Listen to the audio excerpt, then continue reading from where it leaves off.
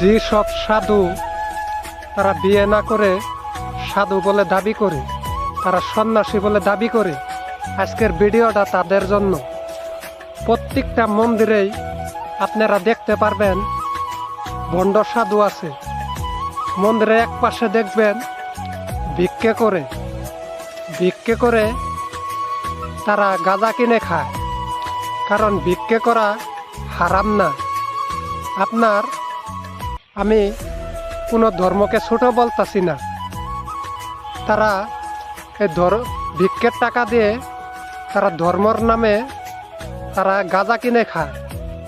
কারণ আপনারা যারা সাধুকে ভক্তি দেন, আপনারা এরকম ভণ্ড সাধুদের কখনো ভক্তি দিবেন না। আপনারা যদি আপনাদের দিতেই হয়, আপনারা যোগ্য সাধু দেখে বা সন্ন্যাসী দেখে আপনারা ভক্তি দিবেন, তাহলে আপনারা পরনামের সফল পাবেন। অযোগ্যতা যদি সাধুকে যদি ভক্তি দেন, তাহলে আপনাদের অমঙ্গল হবে, মঙ্গল কখনো পাবেন না।